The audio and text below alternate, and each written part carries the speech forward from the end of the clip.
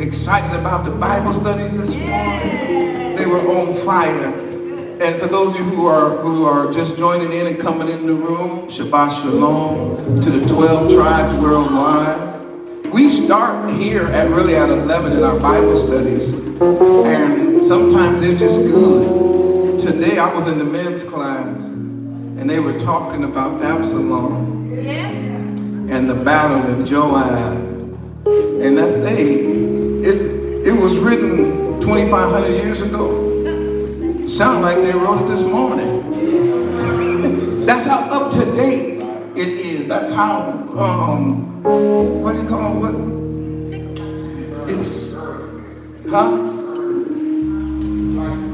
It's current events. There it is. It's just like it happened just now. It's current.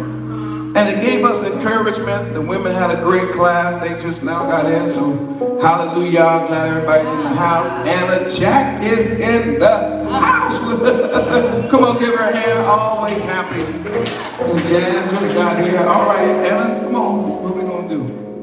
You made a way out of no way. All right. Hallelujah. This song is by Travis Green. Awesome guitarist and psalmist. And his testimony is amazing. But it simply says, the chorus says, you made a way when our backs were against the wall and we felt as if it was over. You made a way and we're standing here because you made a way. It has verses. I have never done the verses before, but I'm going to do it today with this paper. Hallelujah. Hallelujah.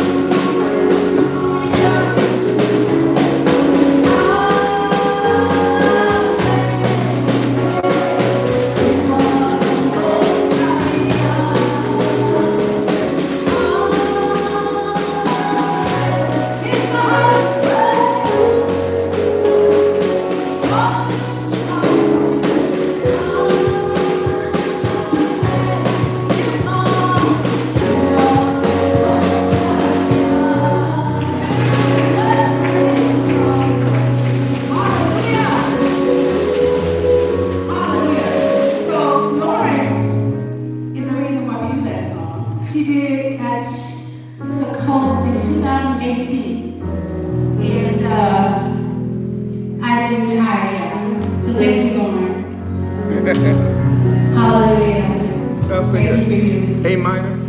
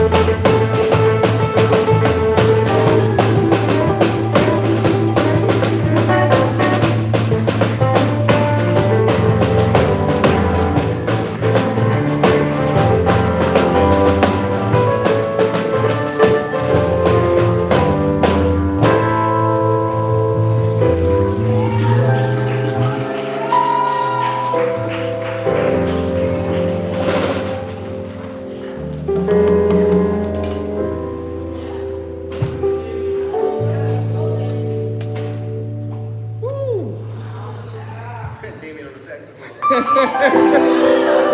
you hear Damien, y'all? Come on, give me my hand. Give me my hand. Oh my goodness. Man, he just picked that thing up and he keep messing with that, man. Well, what's gonna happen here, man? Got a whole band. And of course, Toda Rabah. Do I move up a little bit? Is that better? Yeah. Woo. And thank you for being in the room. You know, we worship every week. I said this last week. Why am I yelling? I got a mic right here. I said this last week, and I'm going to say it again. We try to do this every week, and people was wondering, what are y'all doing before the broadcast come on? Because sometimes, Maureen, you come on, man, you be out of breath and stuff. This is what we do. We believe in entering into his gates with thanksgiving. We believe in entering into his courts. Come on, talk back to me with what?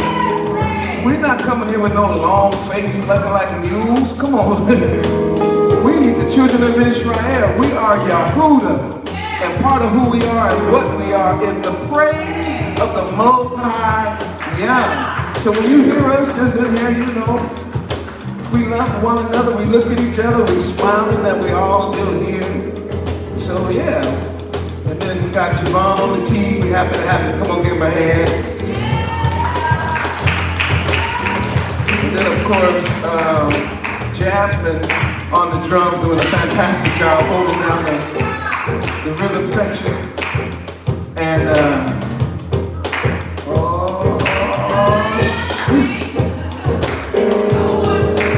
what did y'all do? And then Annah Jack come all the way down from the bay. So happy to have her. But we're supposed to bring everybody to Antioch, California tomorrow. We're going to start at 11 o'clock. We will be at Contra Loma Regional Park. Contra Loma Regional Park will be there at 11. If you all have never been to a meet-up, we call it now the Gift, which represents gathering, inspiration, fellowship, and teaching, or Torah. We bring that from city to city. And a major part of us getting together is just to get together, to look at each other, to encourage one another, to hug one another, to let each other know it's going to be all right, to inspire one another to keep on keeping on. That's what it's all about. And we're going to be here with the full band. And we're going to be there with our singers. And then all of you that's coming from the Bay that can sing, you better come on up here and sing with everybody. This is not for your entertainment. And we are coming to worship together. I don't need to get started because that's kind of sounding good. I think I'm going to let that roll on a little while.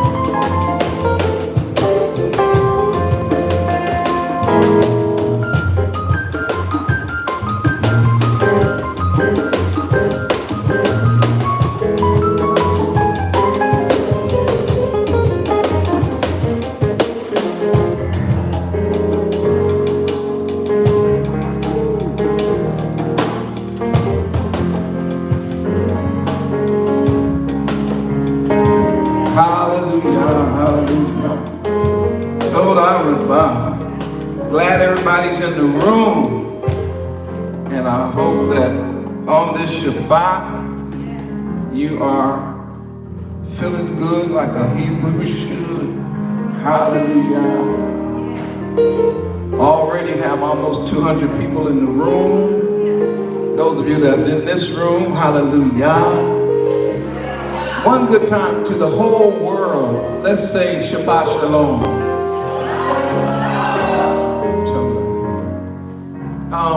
Uncle Neville, I don't know why we're not on the screen overhead, but if you can work that, I got it plugged in.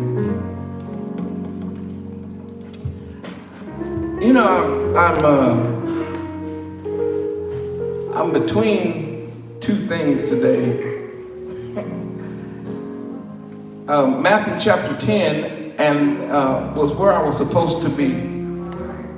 And let me tell you what happens every now and then to me. Every now and then when I'm studying a particular passage, especially one that I'm very, very familiar with, I kind of think, oh, this is going to be sort of an easy message to put together. I've been reading this text 1,000 times. I know this verse by heart. So let me just do it. And then I pick up my pen, I start writing.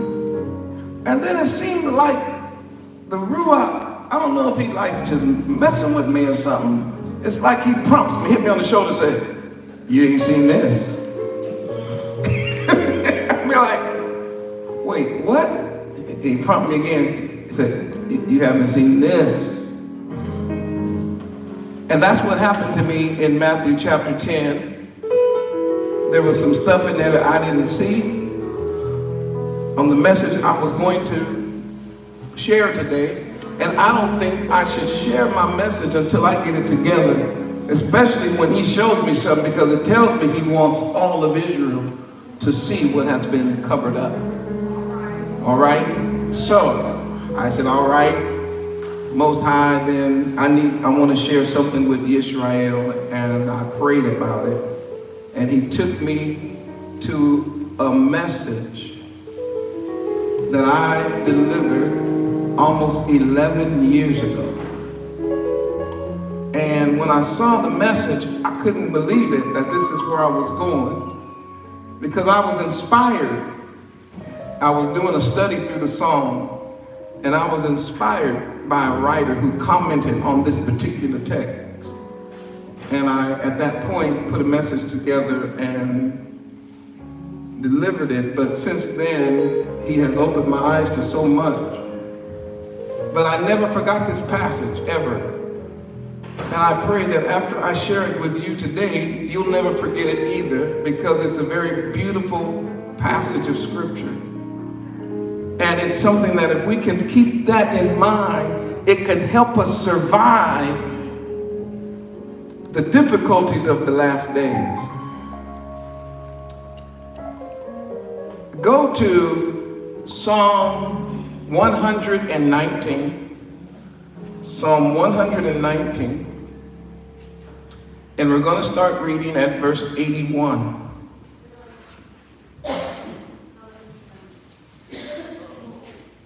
Psalm 119, verse 81. It's always good to have my wife Hula in the house. She's going to be teaching on tomorrow. All the women that are coming out, make sure you come out. We're going to do a breakout session. And Hula's going to be sharing with the women some of the things that the Most High been sharing with her. And of course, I don't have to say what kind of a teacher she is and how influential she's been, because most of you are on this channel today.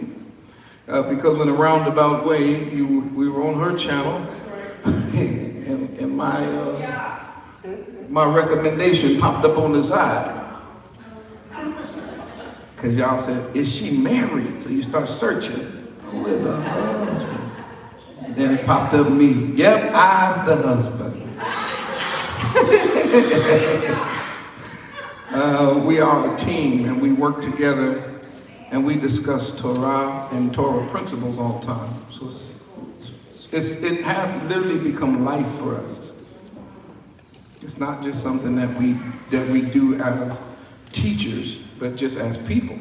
We believe Torah. This word right here is incredible. Psalm 119.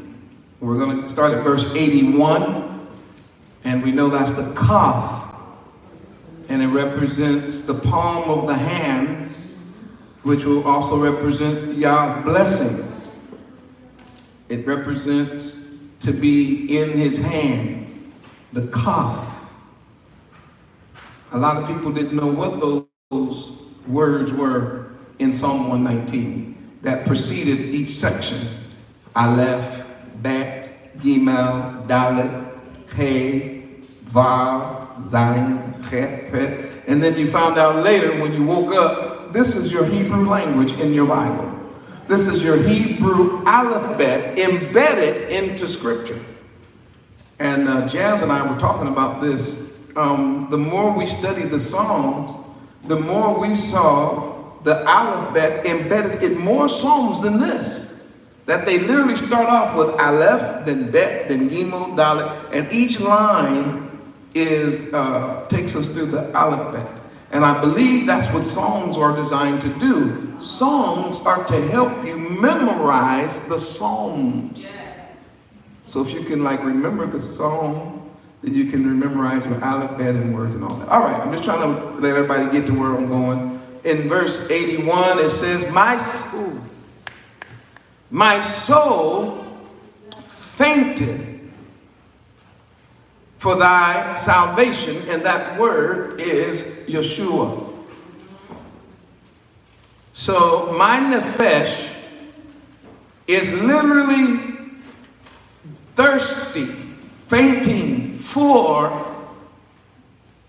salvation or for rescue. But I hope in thy, y'all got it? Oh, it's on the board now. Okay, good. I hope in thy what? Word. But I hope in thy word. Mine eyes fail for what? Thy word. Saying, come on, roll with me. When will what? When will you comfort me? So remember, we already know that the word represents Hamashiach. The word became what? Flesh and dwelt among us. So he's asking, when will you comfort me? Verse 83. For, come on, roll with me, come on. For I am what? He says, I am become like a what? Read that one more time. All of us together. For I am become like a bottle in the smoke. Read that one more time. Everybody didn't read it. Come on. For I am become like a bottle in the smoke. Now watch what he says. Yet do I not forget thy statutes. And that's what I want to talk about. Like a bottle in the smoke. Can y'all say that with me? Say, like a bottle in the smoke. One more time. Say, like a bottle in the smoke. King David, King Dawid, who is our grandfather. This is our grandpa, who was actually king of our nation almost 3,500 years ago. He ruled Israel as the king. And we learned something from King David that a lot of people didn't know. And that is that being a king does not exempt you from going through trouble. Do you know that most people think that if they just had a house, car, if they had money or power, or if they were a king, that they would never have any more trouble? But our grandpa, who was king, literally said this. He said, I am become like a bottle in the smoke. Say, wait, king, hold on. How are you become like a bottle in smoke? You're the king. He said, now hold on, young man. I become like a bottle in the smoke, yet do I not forget thy statutes. He says, being like a bottle in the smoke, listen to me, is no excuse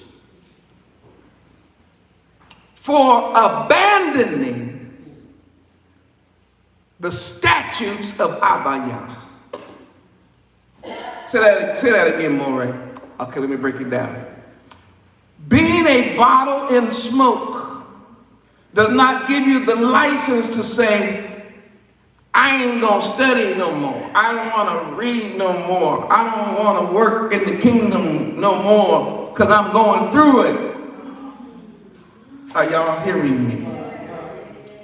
David did not say, well, I'm the king and I'm going through it, and I thought the kingship was going to be way easier than this. So, since I'm a bottle in the smoke, I quit.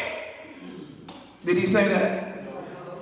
He says, no, what I'm going to do while I'm going through the smoke, I'm going to remember his statutes. Which, by the way, let me give you that definition in Hebrew. The word statute, hakwa, or hukwa. And, of course, it represents the appointment of a specific time, function, or duty. And we interpret that then as a custom. So if there's something that is done on a regular basis at a particular time, if there's a particular function that has to be performed during a particular time, or is there a particular duty that needs to be done at a particular time, those are called, that's how we function. When you break that into people groups, it becomes your customs. So watch this. Therefore, a custom of the Hebrews that David said, I'm not going to forget this because I'm a bottle in the smoke. One of our customs is that we gather every Shabbat. Is that true or false? True. I said our custom. So when he said, I don't forget your statutes, he don't say when I'm going through stuff, I stop gathering. Remember our King Hamashiach. It says, and he was with them on the Sabbath day. Now watch the word. As was his custom. Now you rolling. If that makes sense, that a custom is something you do as a people group at a particular time because it's a function you must perform or a duty that you have to perform. Would you put a 7 in this room? At least we got to have a firm foundation on what David is talking about when he says, yeah, I don't forget your statutes. I'm going through it. I'm a bottle in the smoke. Ooh, them 7s. They was late coming in, but they rolling now. Hallelujah. David said, I'm a bottle in the smoke, but I'm still going to Shabbat. Javon, you understand what I'm saying? He says, I'm a bottle in the smoke, but I'm still coming to Pesach. I'm bottling the smoke, but I'm still going to celebrate first fruits.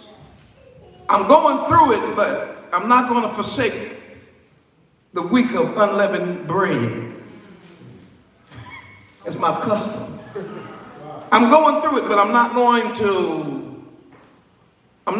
to stop praying 3 times a day. Once in the morning, once in the afternoon, and once in the evening. Say, well, why do you pray 3 times a day? He said, well, that's our custom. In other words, that literally is what this word statutes mean. It has to do with our teachings and then our learning put into action. He says, I've become like a bottle in the smoke. So we need to understand that phrase, bottle in the smoke, so this message will make sense. In verse 83, he says, for I have become like a bottle in the smoke. Now, if you are Semitic, and you came, or Shemitic, and you came from the Holy Land, you will understand this picture easy because a bottle in those days were made of a lamb skin. Oftentimes, it was made of a lamb or goat leg, like the thigh part. And what they would do when they skinned the animal is that they would keep that one piece whole. Then all they had to do was sew. If you take the shape of a leg of a sheep or a goat, and you know where it bends right at the knee. So if you cut it right there, and then it's cut at the hip, it makes a form of a bottle. And so he's not talking about glass. This is not a glass bottle like a wine bottle that we would use today. The bottles that were used in the Old Testament time were skins. Do you remember when Hamashiach said, we don't put new wine in old wine skin lest they break or burst? So he's talking about that lamb skin. So this is the picture. So that's what they would use to put in wine. Whew. So the question is, what do you do with the wineskin once you drink all of the wine? So our ancestors said, well, instead of just throwing the pouch away, throwing the bottle away, they would open it up and oftentimes put inside, they used it sort of like a pouch, a purse. And they would take valuables, things that they didn't want to lose, and they would put it inside of these leather pouches that used to have used to have wine. Now they have valuables. They would then tie the top and hang it high atop the bait, or what we call the tent. So do you know what is the main pole that holds up the tent? What is it called? Anybody know? The main pole that holds up the tent is called, Jazz got it, it's the ab. It's the ab. So they would take this leather pouch, which they called a bottle, they would then nail it to the top of the ab inside the bed. Because most of the time when like a thief or somebody breaks into somebody's house, they hardly ever look up. They're trying to snatch everything that's down. So it became sort of a perfect place to put your valuables. Nailed to the aisle inside the house, inside the bed. If that's making sense, would you put kindly an 11 in this room and say, More, I can see that. And matter of fact, I've just seen this verse like I've never seen it before. Listen, I understand, but let the whole world know that we're not playing big eyes, little U's. We're all going to be humble and say, I'm seeing it afresh and anew right now. So I'm going to put 11 in this room. Because all of Israel, we are learning together. So David said, I'm become like a bottle in the smoke. So the next thing is, where does the smoke part come from? Well, of course, not my words, straight out of the pictorial Bible. This leathern bottle made of goat skin was nailed to the eye or the pole of the tent. And over time, you know, we had to heat our tents. Or we had to cook food. The smoke from the fire would rise up. And we had a little air hole in the top of our tents. Just a little vent. Because if it wasn't a little hole or vent, then of course it would smoke the whole tent out and you would suffocate. But in order for the smoke to go out of the house, it would pass over these bottles, these leather bags. And of course, the more you burn the fire, Stephanie, I'm trying to make this as clear as possible, the more smoke would be on the bottles. And so year after year after year, the bottles would turn completely black. But not only that, it's the nature of the leather. Once that heat from the smoke continues to afflict the bag, that the bag shrinks. It begins to shrivel up. So what we had in the beginning was a very beautiful pouch that held wine.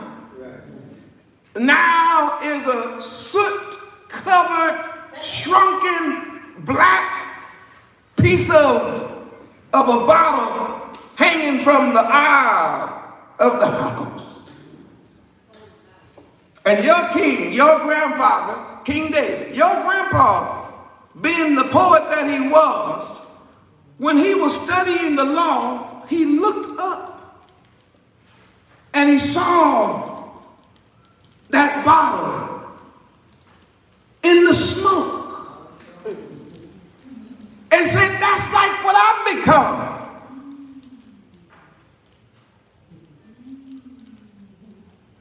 I become like that bottle in the smoke. That's like me. I was young and I was healthy and I was useful and I had wine on the inside, but when the wine was gone, I still had a few treasures. Come on, man. But over time, the smoke of the fire, the soot of the smoke has covered the skin. The heat of the fire has dried me out. And now what is left? A bottle in the smoke. Shrunk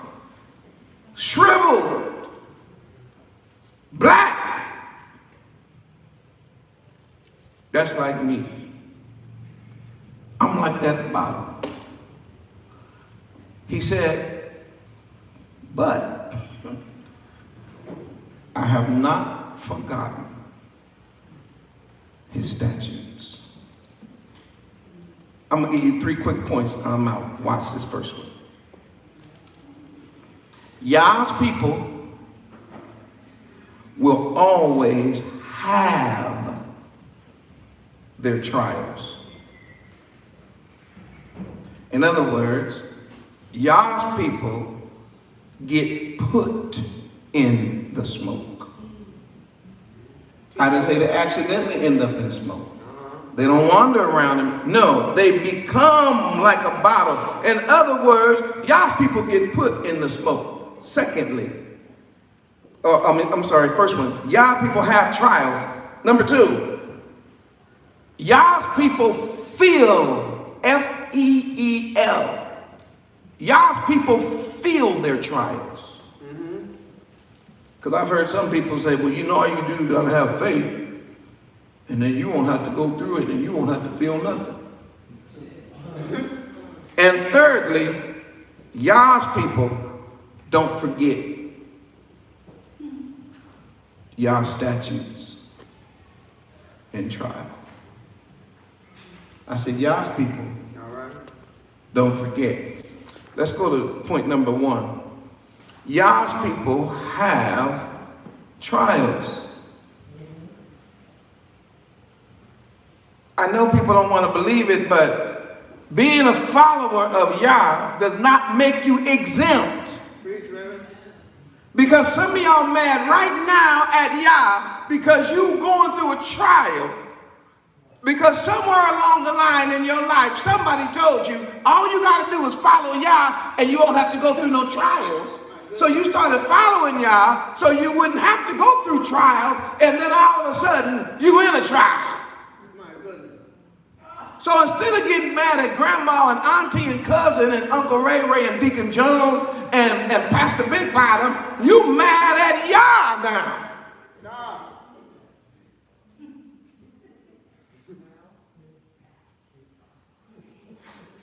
Let me tell y'all something about trials. Do y'all understand that the smoke represents trials? So can I use the word smoke and you know I'm talking about trials? Can I tell you something about smoke? Smoke was a part of our covenant. Did y'all understand that trial, tribulation, smoke is a part of our covenant relationship with him? As a matter of fact, when he chose us to be his people, it was during a trial. He was trying us when he chose us. Do you remember? The first trial was where? In Egypt. They were failing the trial miserably. Moses, go back and tell the people that I'm coming to deliver them, and tell Pharaoh to let my people go. Y'all remember that story? That was a trial for the people. You know, Moses went back and said, hey, Pharaoh, I am that I am said, let my people go. Pharaoh said, I don't know nothing about no Yahuwah. Let them Hebrews make their bricks with their own, get their own straw. You know, the people immediately said, we were better off serving Pharaoh, that is not my words, before Moses got here. Things are you making things worse.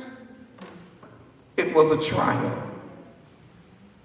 Do y'all remember when they stood before the Red Sea, the Reed Sea? It was hills on both sides. Pharaoh's army was pursuing, and the sea was in front of them. As a nation, that was a trial. And they flunked that one too. Remember? They said, let's go back. And wasn't there some graves we could have got buried in Egypt? Man, what you doing? And y'all opened the water and they walked across on dry land. Remember that? Then they got to the journey and there was a lake because they were thirsty. They tasted the water. It was bitter. It was another trial. They flunked the trial again. They said, you brought us out here to die. In other words, our covenant relationship with Yah was literally birthed out of trials. And in every case where there was a trial, Yah proved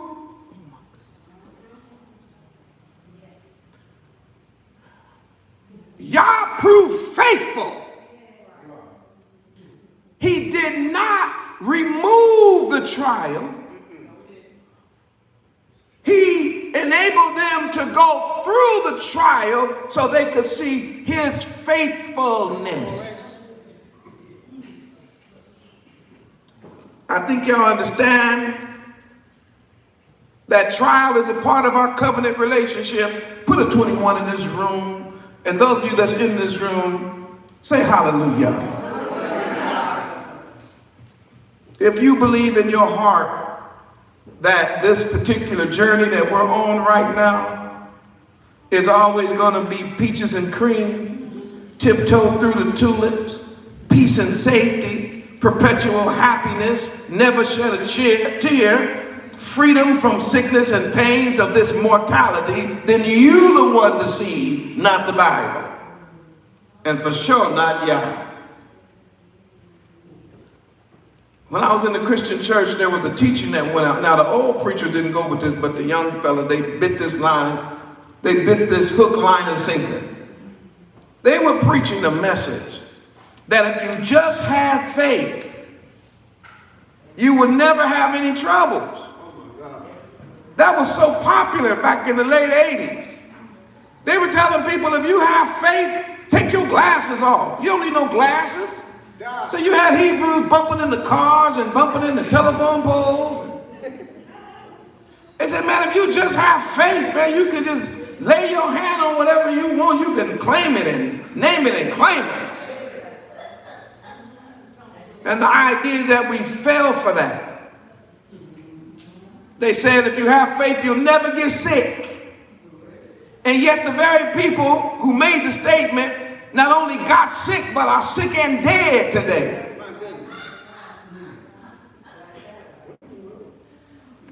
In our covenant with the Most High Yah, most of y'all know this by heart.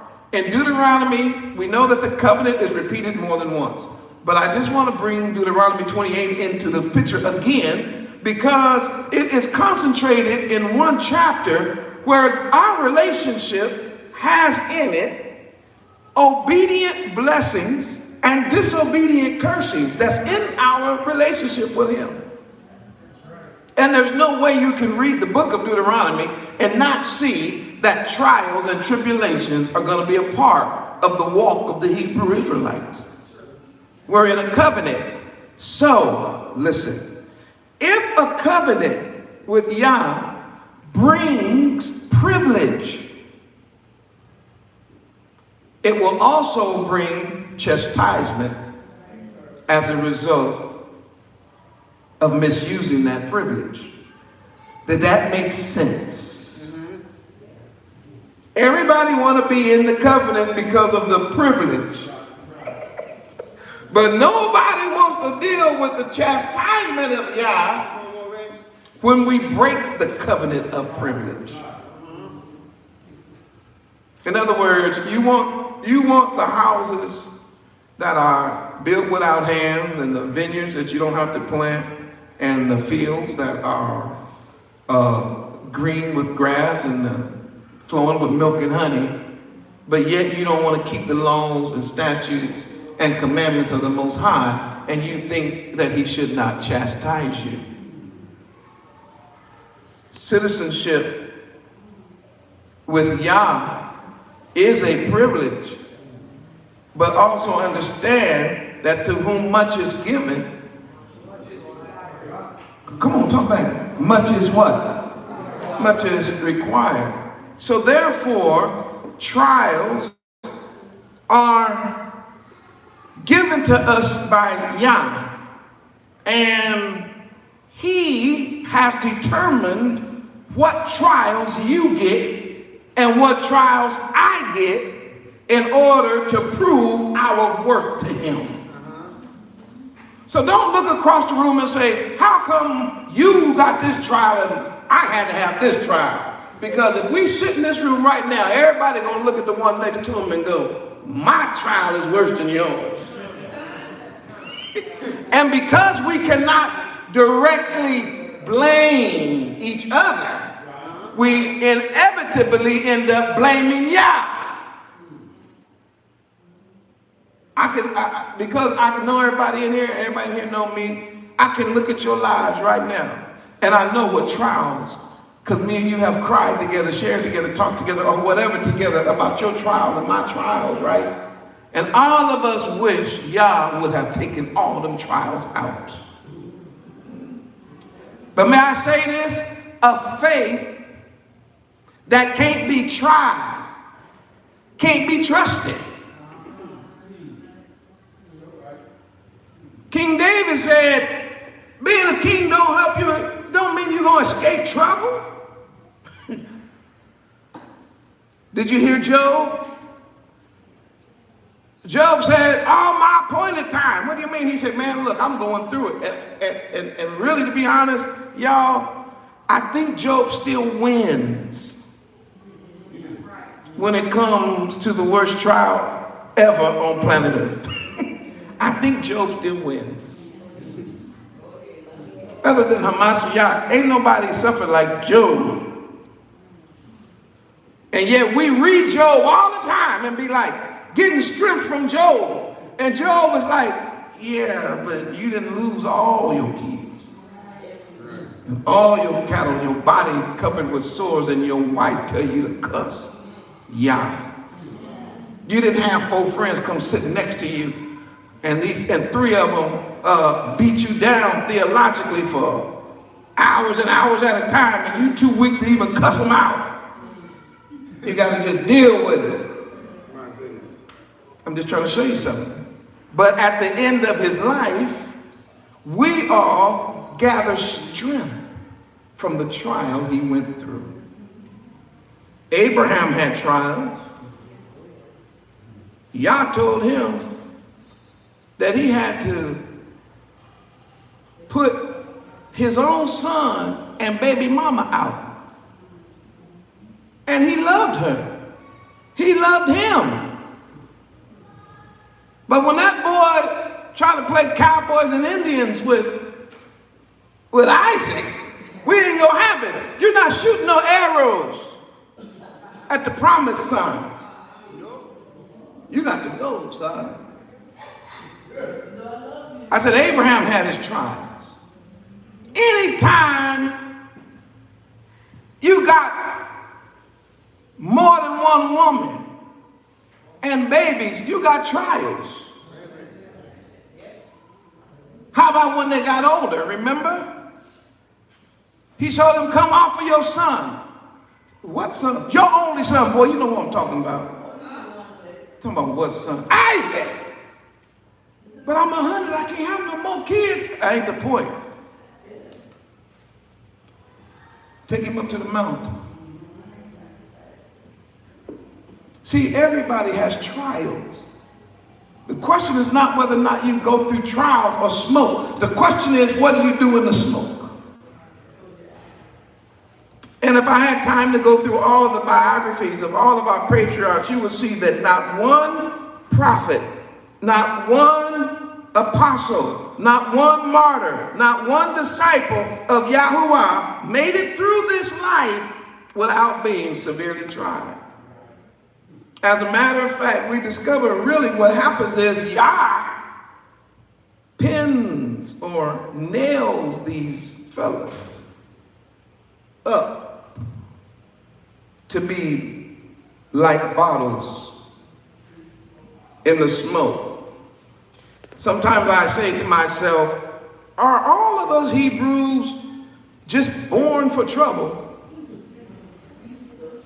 Because it seems like to me, being a Hebrew, you take one step forward and sometimes 2 steps back.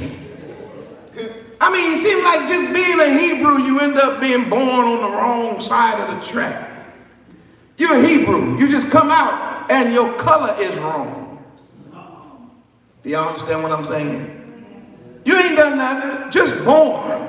Your neighborhood is wrong. You didn't do nothing, just born. Mom and daddy wrong. Government wrong. Cops wrong. Thieves wrong. You say, man, I didn't have a chance. I was born into trouble. And then to sure we get a little older, we start reading the Bible and find out we are the Hebrew people. Find out that we have been called by him to keep his laws, statutes, and commandments. Now, we was already born in trouble, raised in trouble. Then we find out that we're not supposed to go along with this world. We can't eat the pig. We're not supposed to eat none of that nasty shrimp. We have our own feast days. We've got laws, statutes, and commandments to keep. So now it seems like we're in double trouble. They used to have a term, they say, you adding insult to injury. And many people are caught today because they don't understand double trouble. They don't want to follow Yah because they say things like this. If he is a God of mercy and a God of grace, why am I suffering? If he is a God of love, why are there hungry people? If there's a God of love, what's up with the gang violence? If there is and they go on and on and on. Watch this. Questioning the very existence of a God, now I'm using that term on purpose, of a God, because based on what they think of God, God is somebody who removes all pain, suffering, trials, and tribulations from their life. So if I'm not going to have all that removed, then why do I need a God? If that is making sense worldwide, and somebody said, I get that point. I need you to put a 35 in this room. 35, that point made sense. A lot of people are just like that. That's what they end up wanting. That's how a lot of people turn their back on anything religious. Because somebody told them following God means you're not having no more troubles. And then they find themselves in trouble. I know some Hebrews now who have actually said, by quote, I'm no longer a Hebrew Israelite. Okay, first of all, that's stupid, because you are what you born into. Listen, Zion. Ooh, them 35's rolling. I better pause. Somebody said I talked to somebody who just said that last week. You can't. Can a leopard change his spots? No. Can a tiger change his stripes? No. You can't change who your people are. You're the Hebrew Israelites. It don't matter if you start worshiping Buddha, you just a Buddha worshiping Hebrew Israelite. It don't matter if you Confucius, you just a Confucius worshiping Hebrew Israelite. It doesn't matter. Your nationality is not changing because you mad at Yah. Double trouble's coming to you, baby. Israelites have their trials. Oh my goodness. Let me hurry on. Some people believe trials are strictly as a result of poverty. They say, oh, because I'm broke, that's why I'm having trials. So they look at everything, all the smoke of poverty, as something that's against them. But I got news for you. Do you know that rich people, I hope you know that every tabloid you ever open, every news article you ever read, every story that that's ever told on television is told about rich folks' problems. They care less about your problem. So you ain't gonna have none of your problems on the news. Everybody you see on the news that's having problems is rich. Or at least appear to be rich.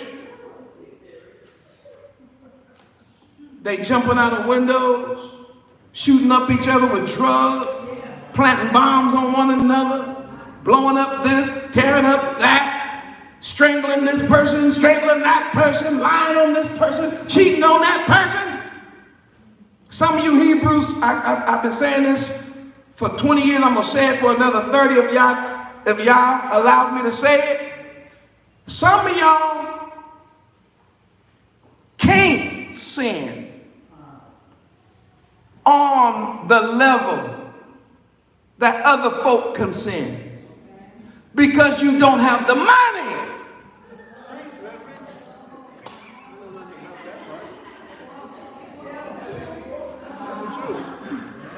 You ain't got the power to fly nobody to an island where they can have all the little kids they want. I know that's nasty, but it's the truth. That takes somebody with money to sin on that level.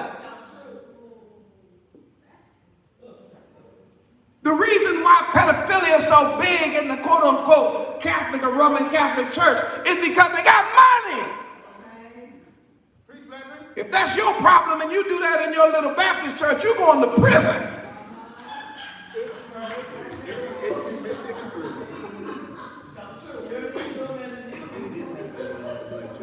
Well, I'm trying to teach something. I'm trying to teach the word today. I'm trying to get you to see something. Rich people got problems that y'all have no clue about because you don't have the money to have the sins and the problems they do. But let me move on, because I got to tell you something. Now that I've put that out there, being poor ain't no tiptoe through the tulips. I'm not getting ready to glorify poverty at all. The only positive that I can see in poverty is that it helps us relate to Hamashiach himself. Because he who was rich became poor for us. But outside of relating it to his condition, poverty is a cold-blooded thing.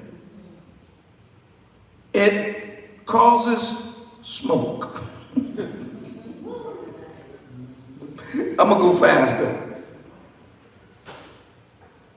David said, I'm like a bottle in the smoke. And I realized that smoke has no respect of houses. Smoke gets in the tent. That's the poorest of the poor. It's smoke in the poorhouse. But smoke can get in the shack. That's one step up from a tent. And I've lived long enough to see smoke get into a normal house. And I've also lived long enough to see smoke in a penthouse. And not too long ago, y'all saw smoke in Notre Dame. And of course, there's smoke in the palace. The rich may have more expensive houses, but that don't mean there's no soot above the fireplace. So we gotta expect to have smoke. Sometimes it is poverty that causes smoke because sometimes you were just born in the hood. I understand that. But you can't blame the hood for everything. The hood is just some smoke. Because believe it or not, many of us that was raised in the country would tell you all the smoke ain't in the hood. It's some smoke in the country. And some people say, well, it's the lack of money. I understand that. It does cause a lot of smoke. But that doesn't mean that some people with money don't have troubles. Some people blame drugs. Some people blame gangs. But most Hebrews believe, and this is what hurts them, they believe that Yah could remove all the smoke. And they get mad at him when he don't. But David said, I'm like a bottle in the smoke. In other words, let me share something with you. Yah has chosen the poor in this world, the little things, the base things, to confound those who are high and mighty. So obviously poverty itself, as though I'm not elevating poverty, but poverty itself is not enough reason to turn your back on the Most High Yah. Say, man, I'm broke though, and I'm always worrying about where my food gonna come from. At least if I had money, I would know what to eat. Okay, I get that. Man, I'm poor, and I wish, I don't know when I'm gonna get some clothes. Okay, I get that. But in America, you kind of lying. Because everybody here got food to eat. And everybody here got clothes to wear. And everybody here has shoes. And everybody here, if they really wanted, they could find a place to stay. So a lot of our troubles and trials, the smoke in our lives that happen, is because of the fire. Now write this down. What makes smoke? Write that question and put a question mark. What makes smoke? And the answer here is fire. What makes smoke is fire. So the question is fire bad? And the answer is right. No, not necessarily. But it's the fire that's causing the smoke. The same fire that warmed our ancestors in the tent, the same fire that cooked our ancestors' food in the tent, produced the smoke that shriveled the bottle. Does that make sense? If that makes sense, I need you to put a 59 in the house, because I want everybody to understand that if you don't want no smoke, then take out all the fire. Oh, you ain't gonna get rid of the fire because you need the fire for warmth and to cook your food. What is my point then? Here's my point. Often, it is our comforts that causes our trouble. That it is the things we choose that causes the smoke. It's our choice. Can I give you an example? A lot of us love the comfort of a car, but then the car starts to have trouble.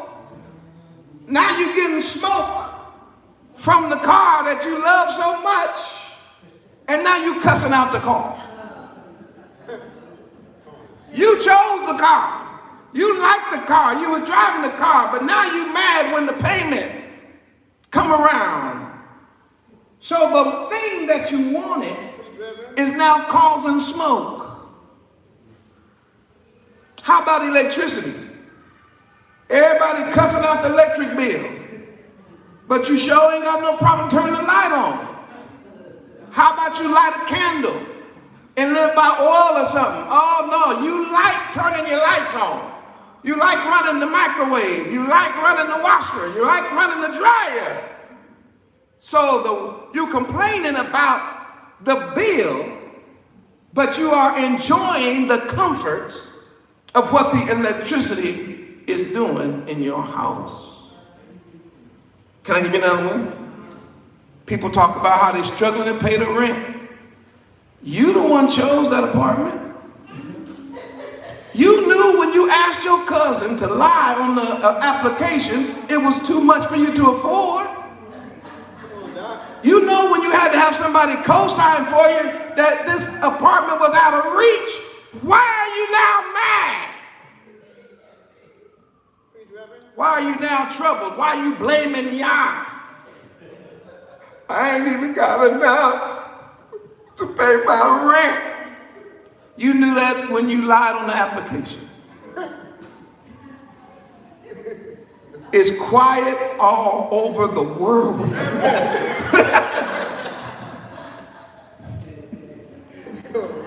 Same way with a mortgage, no different. But you can't blame poverty for you wanting a particular level of comfort. Say, well, that ain't more right because I really wish you would move on. Well, hold on, since I'm already here, let me dig a little deeper. Some of y'all, that wife that you had, you chose her for comfort.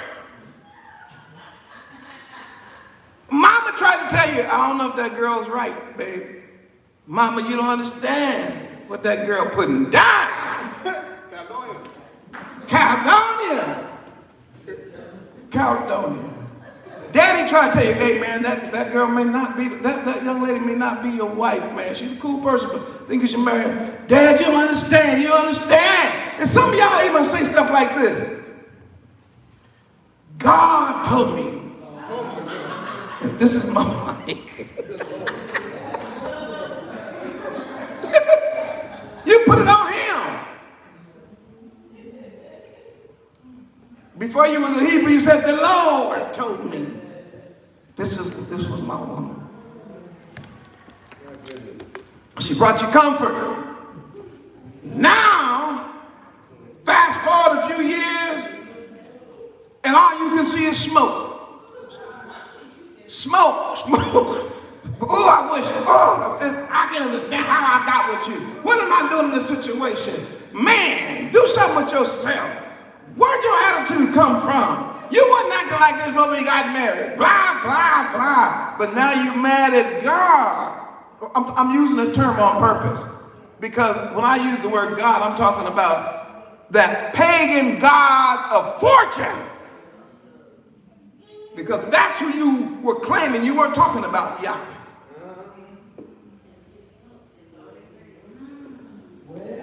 Do y'all get that? So now here you are, a bottle in the smoke. But it's the comfort that's causing the smoke. All right, give you another one.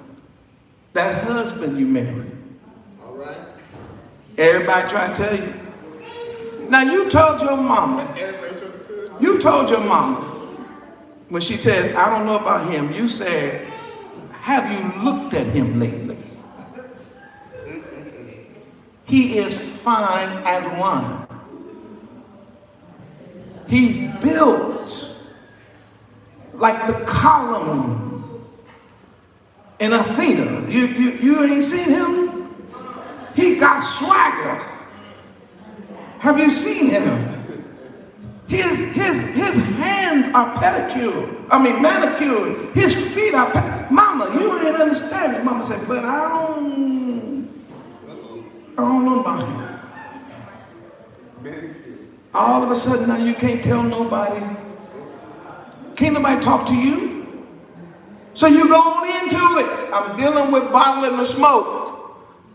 The person that you thought was going to bring, that you thought was bringing what? Comfort, the fire, is now producing smoke. Now, if that makes sense about husbands and wives, put a 100 in this room, because I want everybody to know that it is oftentimes your comfort that causes your trial. I didn't say your comforts were bad. I said most of your trials are a result of the comforts you brought to yourself. You stressing on a car because that was the car you chose. You stressing on paying the bill because it was too much when you got it. You stressing on your relationship because you wanted that person or that person wanted you or whatever. And there you are now. Like a bottle in the smoke. Can you hear David? That's what I'm trying to say. As I'm teaching this, can you hear your grandpa? Because you do know he has smoke in his life.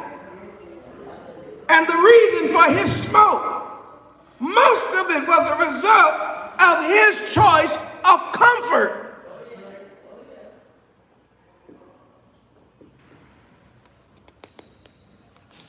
Let me say something. You know, children can be the source of the greatest joy, and then also turn around and be the source of your greatest pain.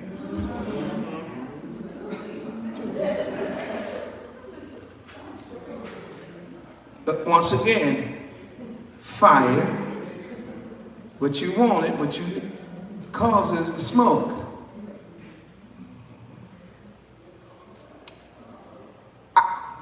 I might see a law here.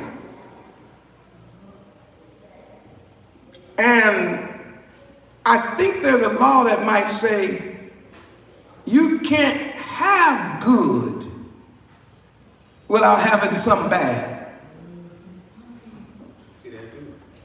I think there's a little law in here somewhere that says you can't expect to have, the word good in Hebrew is tov, function on this side without there being some level of dysfunction on this side, because all of our comforts, watch this, all of our comforts are marred. You know that word marred? They're broken.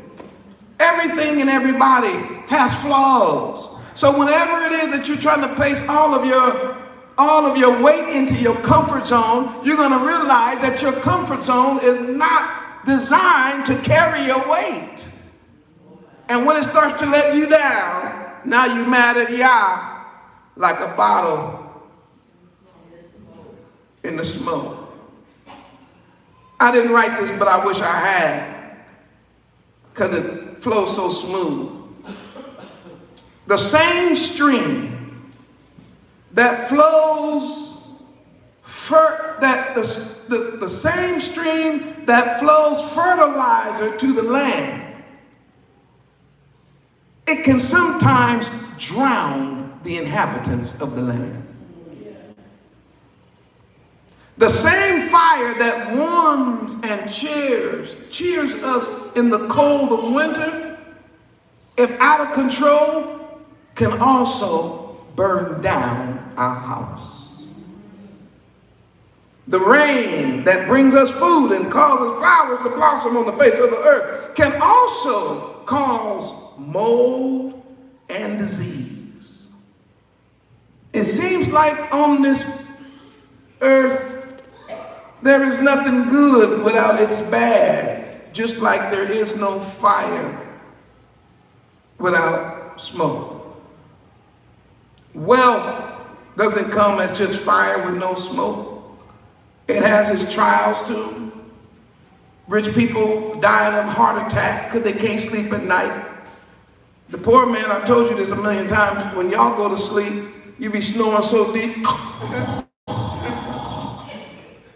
Man, why is he snoring? Because he ain't worried about nobody breaking in, stealing nothing.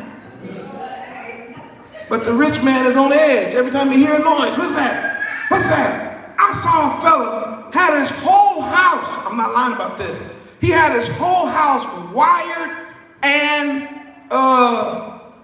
camera. Every room, including his outside garage, and cameras all around the outside, and all day long. You know what he's doing? When he leaves home, he's checking his house. Paranoid. Javon, I'm not trying to say nothing. I'm just saying what I'm saying. I have to be reminded. Who'd have to say, did you lock the door? I got to be reminded. Oh, let me go back and lock up these clothes, these shoes. Y'all get my point? The rich man got troubles and trials. We don't, listen, when we go to the store, we just go there and come back. When he got to worry about somebody kidnapping his kids and holding them for a ransom. Now, how you gonna get around some from poor folk? We'd be like, are you kidding me? Let me move on. Let me move on. I think that makes sense. All I'm trying to say is, and I'm done about this smoke, is that comfort, our comforts often is what brings our trials. The good brings the bad, the fire brings the smoke. Number two. I better say one more thing. You know kingdom work has good and bad in it? There's nothing, I'm gonna use myself. I'm using more. There is nothing in this world to me that brings me the joy of working in the kingdom of Yah. It's just nothing that can compare to studying and putting together messages and wanting. But do you know that the greatest joy I've received in life came from the work of the kingdom, but the greatest pain I've received in life has also come as a result of the work of the kingdom. I have shown up here to preach. And I wake up early in the morning and I'm so happy, I'm so excited, and I'm getting ready to preach, and I'm looking over the faces of somebody like this. Somebody like this. Texting. Somebody's like this. I really wish you would shut up. And by the end of the day, I go out to eat with my buddies, they say, man, you were so long.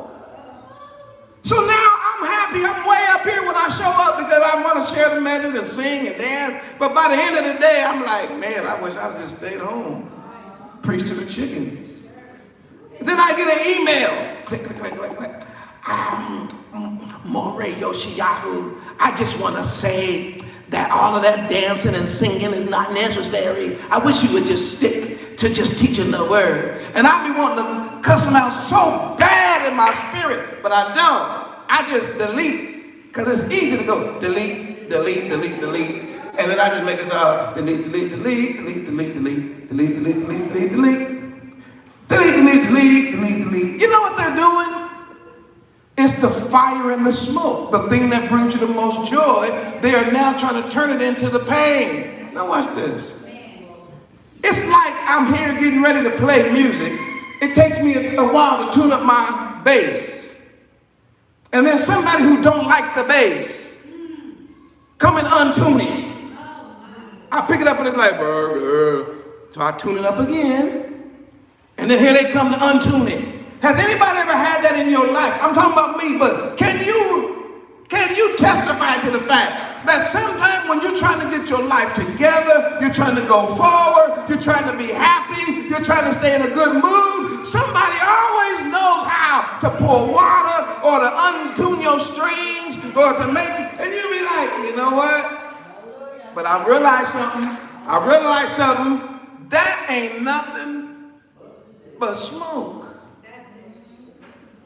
Because the fire is the music and the instrument. I just got to learn how to keep tuning it. Why? Because I'm like that bottle in the smoke. Poor bottle, nailed up to that pole, getting drier and drier, getting blacker and blacker. Why? Because that bottle don't just receive one little puff of smoke a year. No, it's constant smoke coming up through the top of the bed. Smoke, smoke, smoke. And no sooner than you get out of one fire, one smoke, here come another. They light another fire. Here come the smoke. Always smoke. Which brings me to number two, and number two and number three is quick. Second point, Hebrews can feel their trouble. Don't think we don't. Now, I can't feel people texting. That's a whole nother story.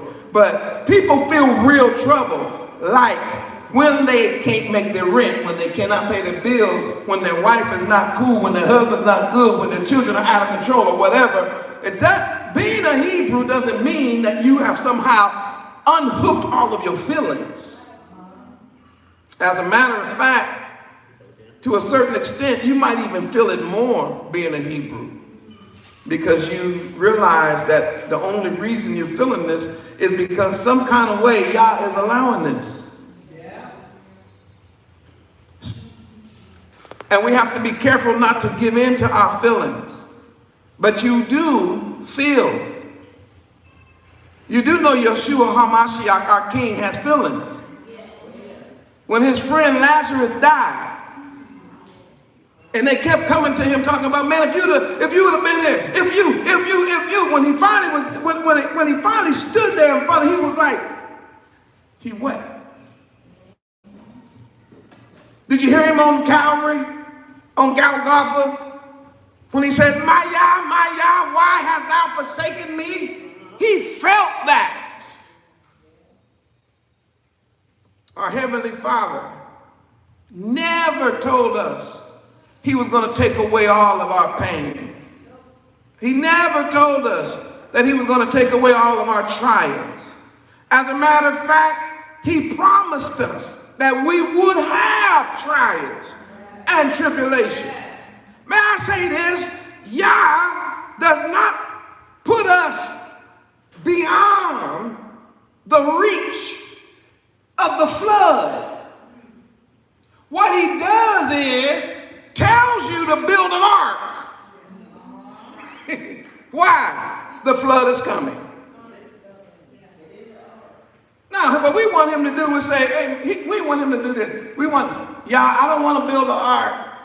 I just want you not to send the rain. He's like, no, I'm sending the flood.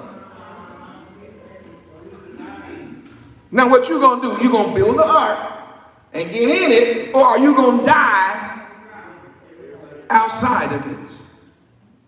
Which means he gives us the ability. We feel it is all I'm trying to say. Troubles are troubles.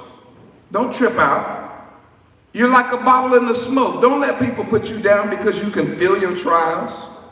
Feeling your trials helps you get through your trials. I hear people say, well, you know what? You know, they do this, but I don't really feel it. Well, look, if they don't really feel it, why are you talking? Feelings are something that we possess by Yah. Watch this.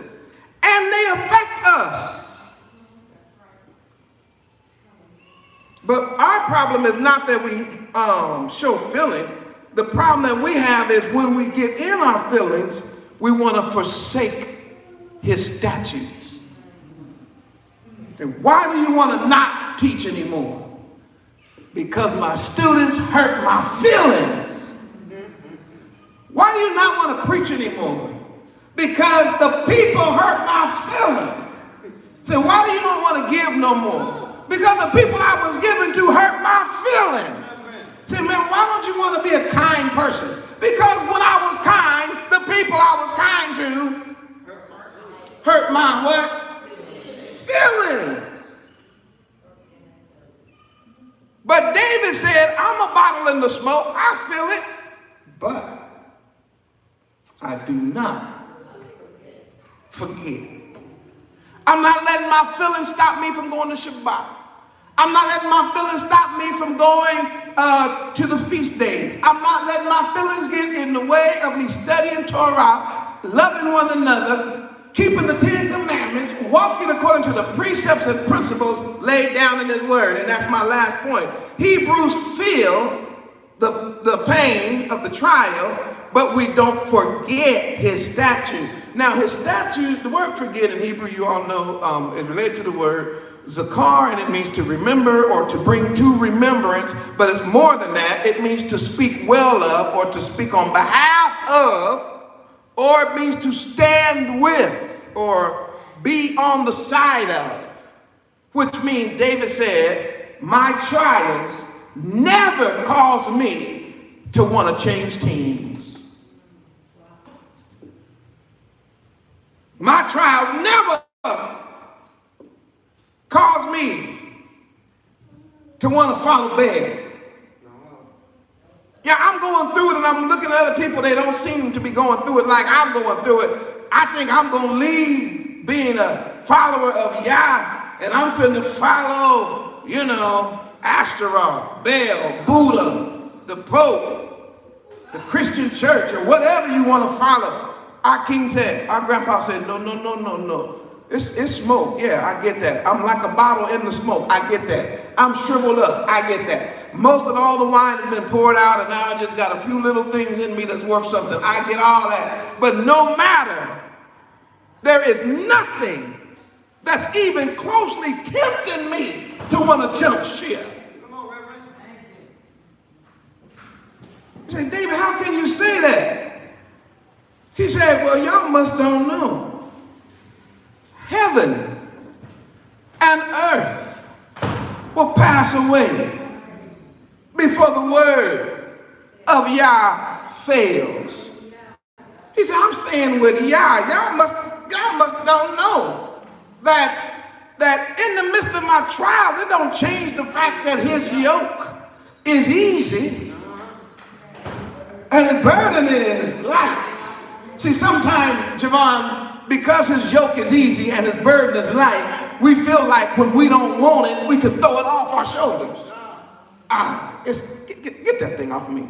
I'm finna be me. I'm finna do me. Oh, is that right? I heard Hamashiach say that if you want to be saved, and I'm not using a Christian word for saved, I'm using a Hebraic term for saved, you gotta pick up your cross. When? No, once a month. No, when your feelings is in.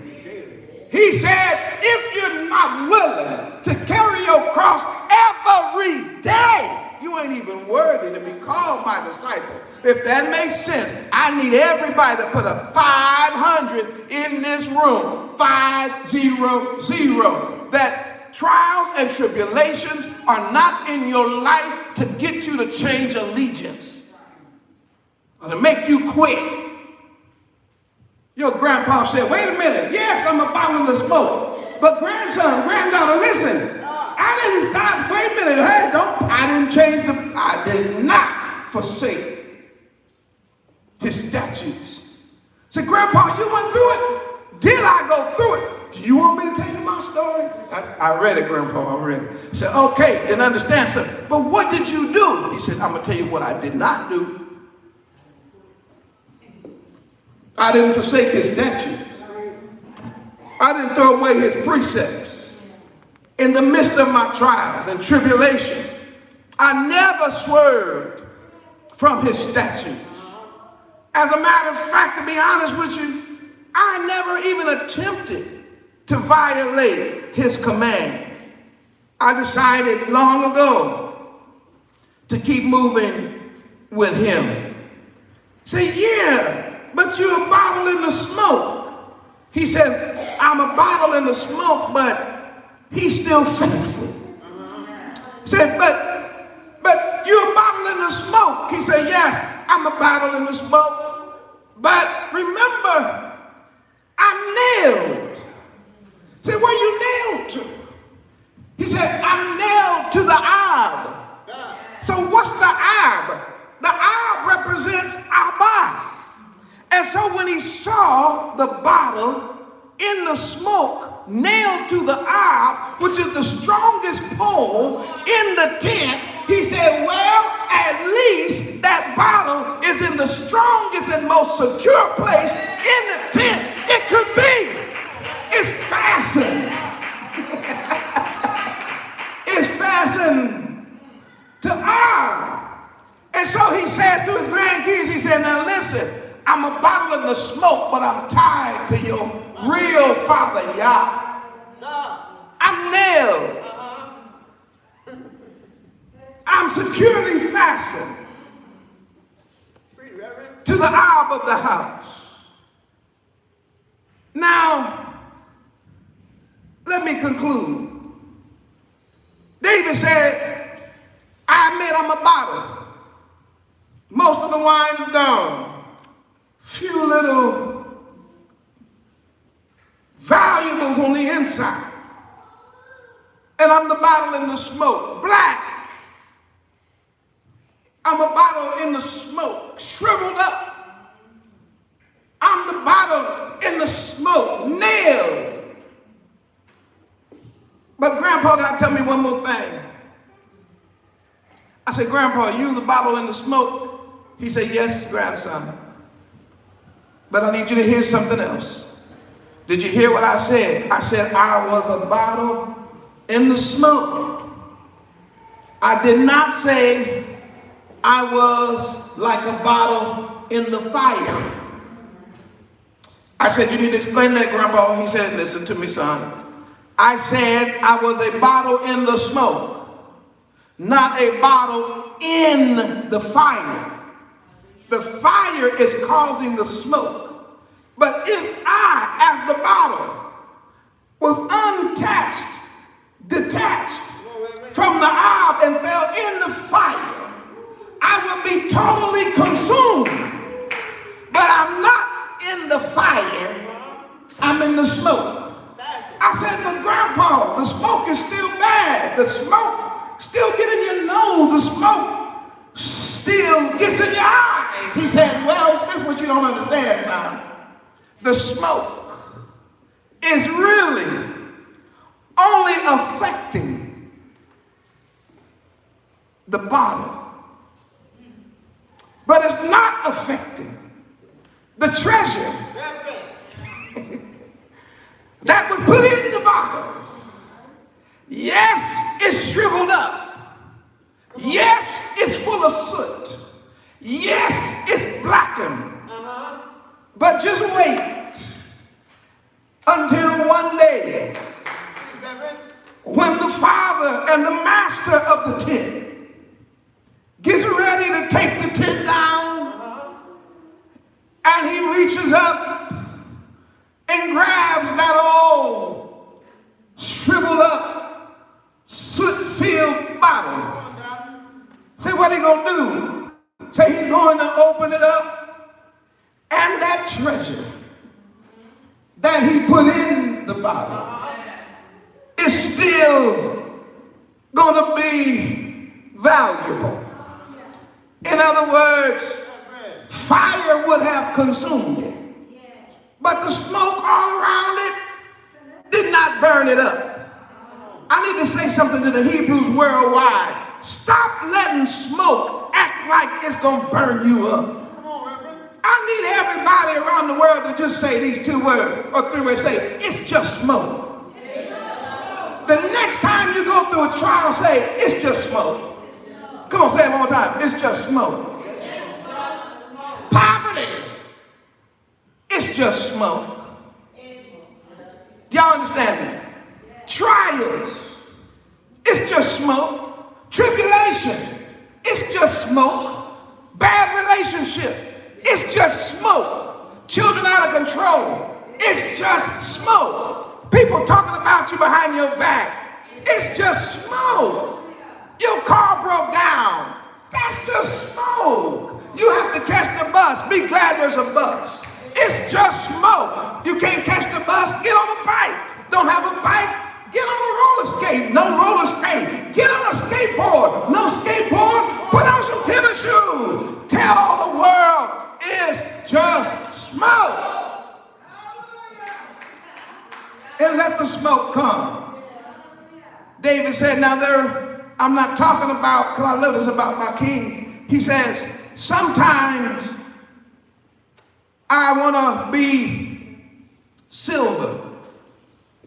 And I talk about myself as silver. He said, then sometimes I want to be gold. And I talk about myself as gold. And silver and gold have to be tried by fire. He said, but now in this particular verse, he said, but this time I'm not dealing with metal. I'm dealing with flesh. He says, really what I'm trying to show you is my tender side. I'm trying to show you the flesh side. I'm trying to show you the fact that me, the silver and gold man, am also flesh and blood. I know what it means to be like a bottle. But I also know smoke cannot enter the interior of the bottle. It only affects my outside. I may not be as handsome as I used to be, but there ain't no smoke in the bottle. I may not have all of the signs of youth and vitality, but I guarantee you there's no smoke inside the bottle. I may be shriveled up, I may be black, and someone would look up and say, that must be a worthless thing hanging up from the top of the tent. He said, no, that's me up there. I'm hanging on the nail, which is a vine, and I'm gonna stay right here. It's the best place for me to be. Well, how long you gonna stay there? Until Yah orders me down. Just like my Messiah, when he too was nailed to the cross. Doesn't that seem like to you a bottle in the smoke? He was nailed, he was beaten, the outside of him was beaten so bad he was unrecognizable. The black soot of human sin and degradation was at the foot of the cross, mocking him, telling him to come down from the cross, and if you are this and if you are that. But do you know he stayed nailed to that tree? How long? Until Yah said, long enough. And when Yah said, that's long enough, he was taken down. Was it over then? No. He was then wrapped in burial clothes. Was it over then? No. He was then laid in a tomb that was brand new. Nobody had ever even laid in that tomb before. Was it over then? No. They rolled a stone in front of the tomb. I'm trying to tell you how your life is going to be. You're that bottle in the smoke. One day, you're going to be taken down. People are going to say, you're done. One day, they're going to add insult to injury. They're going to put you away and then roll a stone. But they do not have final say in your life. Because according to the text, I read it myself. At the end of the Shabbat, he got up according to the scripture and said, I got all power, heaven and earth, in my hand. And then I hear Paul say the same thing when he said, though the outward man decays, the inward man is being renewed day by day. The outward man is decaying. The outward man is in the smoke. The outward man shriveling up. The outward man, folk have forgot about it. But the inward man, that which is in the bottle, renewed day by day. Are you trying to tell me that every day, while the outward is getting more wrinkled, the inward is being more purified? You're telling me while the outside is getting blacker, the inside is getting cleaner? Are you trying to tell me that every day, while the outside is being attacked, the inside is being comforted? Are you trying to tell me that every day you're being renewed? He said, yes. So listen, grandson. Listen, granddaughter. I'm like a bottle now in the smoke. And yet, I have not forsaken. Are y'all getting? He said, I have not forsaken his precepts, his commandments, his statutes. Hallelujah. Hallelujah. Amen. Repeat after me. Stay true to his statutes. Smoke. That's all it is. If this message was a blessing to you and you learned something and was encouraged, put a 1,000 in this room, and we're going to let it roll on until everybody who wants to put 1,000 in the room can put a 1,000. We give all praise and honor to the Most High Yah. Toda Rabbah, Toda Rabbah, Toda Rabbah. The 1,000s are rolling as we get ready to go. We appreciate you. I wanted to encourage you today with a message. When I heard it one time, I never forgot it. I'm like a bottle in the smoke. And, well, it means that the inside is being renewed while the outward is perishing. And when the Father's time is up, and I've gone as far as I'm supposed to go, he'll take that old flesh. He's going to discard that. You do know that, right? And he said, I got a brand new body for you. So that body's going to go with that renewed life. So you get a new body, a new life to dwell in the new Jerusalem. Hallelujah. Hallelujah. Toda Rabbah, don't forget, as I mentioned all the time, support the work of the ARK. If this ministry is helping you, if these teachings are blessing you, bless the ARK back. So let us keep doing this full time for the kingdom. We're on our way to Antioch tomorrow. We're going to have a good time down there. Bringing everybody. I think everybody can make it. We're going to have a wonderful time. But even if it's just me and you, we're going to still have a good time worshiping and giving Yah praise and studying the Torah together. And then we look forward to seeing everybody at Passover this year. But one more time to the 12 tribes of Israel that have been scattered worldwide. Shalom.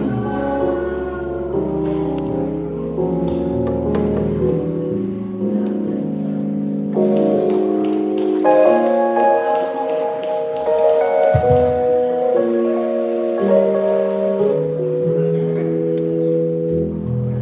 you.